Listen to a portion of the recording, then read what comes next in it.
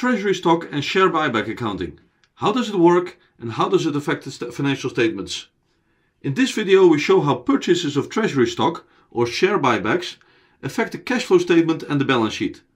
We walk through the accounting for both share buybacks as well as reissuing shares and discuss the effect of share buybacks on earnings per share. All of this in the context of a real-life example, so this goes beyond just the textbook explanation. While analyzing annual reports, I often start with the cash flow statement, as this provides great insights to a company's strategic decisions as well as its performance. One example of a company that I follow is Adobe, a computer software company.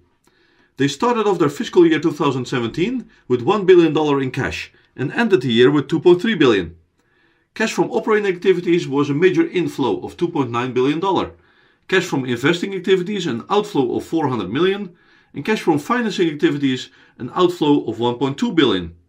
In the discussion of the financial results, Adobe explains that the CFFA movements were mostly related to treasury stock, buybacks as well as issuance. Adobe's stock repurchase program is designed to return value to shareholders and minimize dilution from stock issuances. The company gives an overview of the stock repurchases by fiscal year and by board-approved repurchase plan. 8.2 million shares were bought back in fiscal 2017 at an average of $134 per share for a total amount of nearly $1.1 billion. How does Adobe account for share buybacks? Under the cost method, simply debit treasury stock and credit cash. Both of these are balance sheet accounts. There is no gain or loss in the income statement. Treasury stock is not an asset account but a contra equity account, meaning that it reduces the amount of equity, which we will see next. The journal entry reduces cash and equity by the same amount. There is no automatic retirement of the bought back shares. They are still considered issued but not outstanding.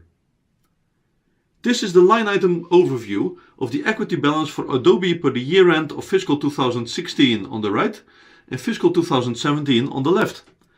The treasury stock balance within the equity section is $5.1 billion at year-end 2016 and $6.1 billion at year-end 2017. As you can see, treasury stock is a contra equity account. It reduces the overall balance. This more detailed overview shows the same $5.1 billion at the top and $6.1 billion at the bottom, as well as the number of shares that this represents. Our $1.1 billion for the purchase of treasury stock is in the overview as a line item, and so is the $150 million partial offset in the same treasury stock account from the proceeds of reissuing treasury stock under stock compensation plans. Accounting for reissuing treasury stock has three variations. In all three of these, only balance sheet accounts are used. There is no gain or loss in the income statement. When treasury stock is reissued at a price higher than its cost, the difference or surplus is recorded as a component of additional paid-in capital. Debit cash for the cash receipt, credit treasury stock at the amount per share that they were purchased for in the share buyback, and credit additional paid-in capital for the surplus between reissue price and repurchase cost times the number of shares. When treasury stock is reissued at a price lower than its cost, the difference is recorded as a component of additional paid-in capital to the extent that there are previously recorded gains to offset the losses. Basically the same journal entry as above, but now with a debit in additional paid-in capital rather than a credit. The stock is reissued at a price lower than its cost.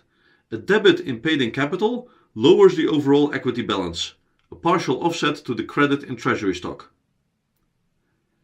If there are no treasury stock gains in additional paid-in capital, the losses upon reissuance of treasury stock are recorded as reduction of retained earnings. Similar journal entry as the second option above. A debit in retained earnings lowers the overall equity balance, a partial offset to the credit in treasury stock. How do share repurchases affect earnings per share?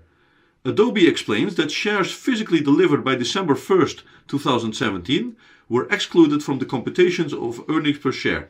Here's the financial performance summary that includes the earnings per share calculation, with at the bottom the number of shares used to compute EPS. This number of shares is lower than the year before under both ways, basic and diluted, of calculated.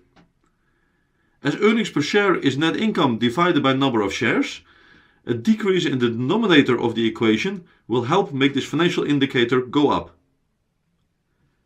That's a quick and practical explanation of how purchases of treasury stock or share buybacks affect the cash flow statement and the balance sheet, an overview of the accounting for both share buybacks as well as reissuing shares, and a look at the effect of share buybacks on earnings per share.